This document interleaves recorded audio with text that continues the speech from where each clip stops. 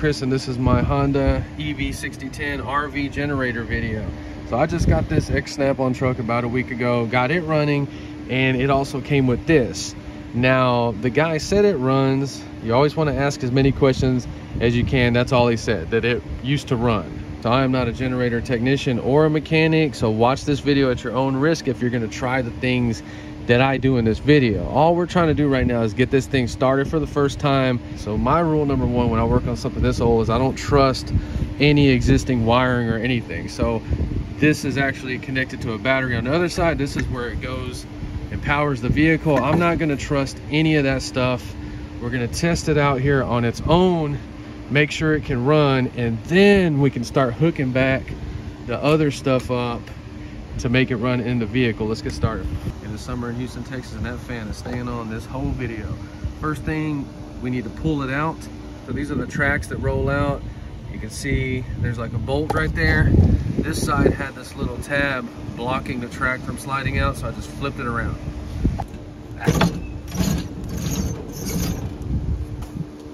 So the unit weighs 220 pounds, and those tracks are only allowing us to pull it out that far.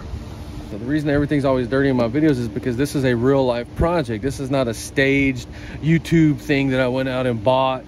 I don't care what the presentation is. There's a point in this video, and it's a process to get this thing started. So first things first, oil, water, coolant, gas, air. These are the things that make this engine run, and are the things you have to pay attention to. You need to check the oil in this. Number one, no questions asked. Check the oil and look at it. See the picture right there of what it should look like. Go ahead and put your finger in it. Don't be stupid and don't be scared. Look at that, we have oil in it. If you look right there, this is not supposed to be screwed all the way in. It's just supposed to be stuck right there. And you can see we're low on oil. So let's go ahead and put some oil in there. All right, and we have oil now. That's the number one thing you check, and you've seen it, this thing was low on oil. If you have a junction box in there, you want to go ahead and take the cover off and make sure they didn't pull something out at the last minute and have exposed bare wires in there. All that looks okay, we can put that to the side and make sure these are both off. You want to go ahead and pull the air cleaner off and make sure it's not disintegrated or broken. See that? We got a whole bunch of dirt that does not belong in there. So this filter obviously had a piece of foam in there. You can see it's disintegrated. We need to blow this off with an air compressor before we try to run it. The inside looks really good. Air is coming in from somewhere, and you can see in here we have all this dirt that should not be in here. This has to be cleaned out 100%. It's okay to go ahead and start it for the first time, but you don't want to run it like this. Our coolant overflow bottle is broke. We want to be delicate and not mess with this. You want to carefully take it off and just make sure it has coolant in it. It does. Let's look up here. Okay, all that passes the test. So this generator runs on regular gasoline. This line right here goes to the gas tank, and the gas tank may have to have a certain level before it pulls it out. So it only has about 1/8 of a tank. It may not be pulling from here, so we're not even going to waste our time with this line. Not even going to waste my time with it. Put it off to the side. So this fuel pump is a 3 to 4.5 PSI.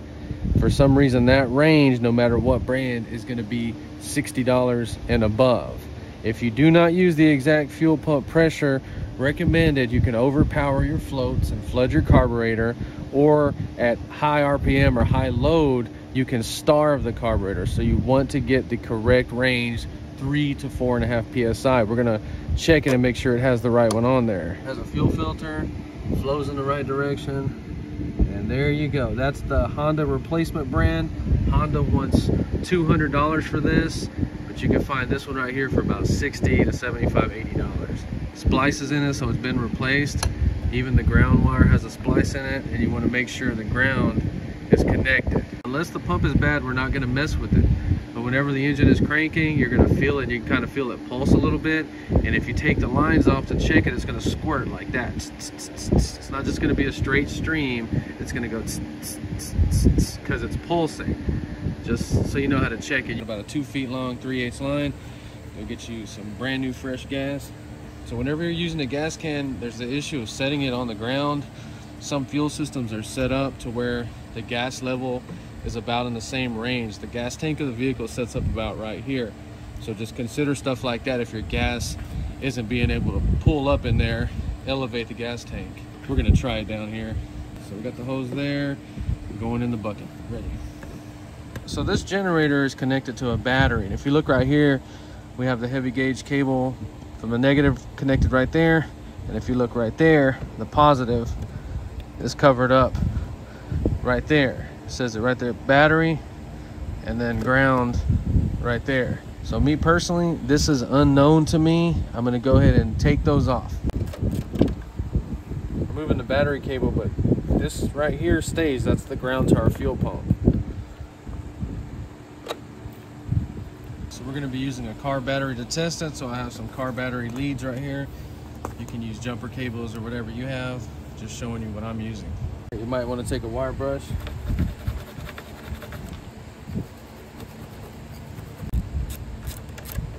So look for anything else in here. This one has an hour meter and a remote starter, so I cut the wire just because I don't want anything going on inside this vehicle that's going to mess me up. We can always go back and reattach this wire later. We're ready to start it, but let's do a quick recap. Make sure the 2 AC breakers are off so it doesn't put a load or strain on the motor at first. We went ahead and bypassed our fuel tank because we're not trying to be out here playing games, seeing if this is going to suck gas up from the tank or not. Ran it straight into a can. Checked our oil 100%. We checked our coolant 100%. We went ahead and cleaned the battery terminals off and ran our own battery here because we're not trying to play games with these old wires. Who knows what's going on in there. So we took the air cleaner off to make sure there's no loose crap in here that's going to get sucked right in our engine. Everything looks good. We can go ahead and start this. Now come down here. You want to go ahead and check these fuses. It has 3 fuses. They have to be good. 15 amp fuse. So these are 4 amp fuses, and would you look at that, they have 15 amp fuses in there. But when it says 4 amp, that's a very specific number because there's some kind of specific gauge wire or component in there that once it starts to short out, it's going to burn that little component out, and that's why it's specifying 4 amps. So you do not ever in a million years run anything bigger than 4 amps because you're most likely going to damage something that's going to cost a lot of money when they put a specific number like that. It has to have good oil pressure. Your oil pressure sender is right there, and all the sending unit does is it grounds out, and when it builds pressure, it breaks the ground. It has a coolant sensor somewhere on here too that's going to do the same thing. When it gets too hot, it's going to complete the circuit and ground out. I'm sorry I'm doing hands and pointing, but I usually draw pictures and explain it better, but we just need to get this thing started. So I'm not 100% what those are for, but if our temp gets too hot, it's going to ground out the switch. Turn that light on. This is our start. We're going to push it down. You're going to hear the motor start up, and this is going to turn green. When you see that green, you can let off of it. And the book says to crank it for 5 seconds, and if it doesn't start, stop and let it cool down for 10 seconds and then retry if you can't get it to start for some reason. So who knows how long it's been since this ran. We disconnected that line with no fuel, so we know we're going to have to start it a few times. Let's just film it all. Let's do it. And we know it's going to have to pick that gas up. We're going to go ahead and shoot just a little tiny bit of starting fluid, a very small amount in there, just like that. 5 seconds, no more. Oops.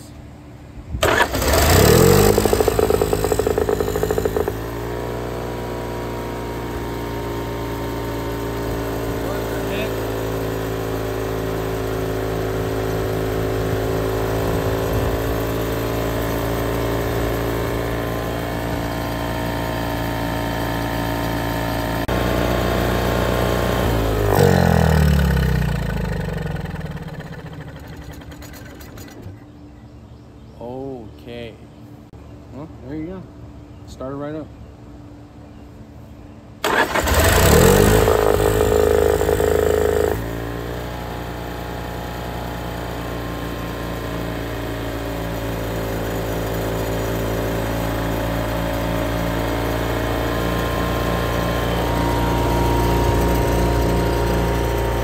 It's about 75 decibels, about as loud as a lawnmower.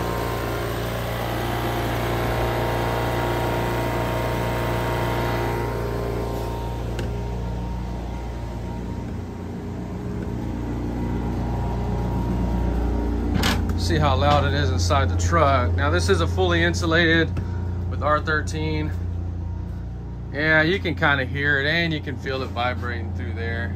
Just hanging out here with the AC running should be fine, but trying to sleep with that noise, I don't know about that. I am going to insulate that when we start checking out the generator part, but I really don't think that's going to do much. I can actually feel it vibrating a little bit in here. So you can see this thing had phone, wall outlets. It has lights running all across the top of it, the long fluorescent lights. It has a motorized vent right here. I am gonna be messing with this thing 100% for sure, and it's all froze up right now. I don't know what it does, but I hope it works. And then it has this AC in here. The guy said it worked. We can always upgrade something like that. I have no idea. Very excited to check that out in the next video.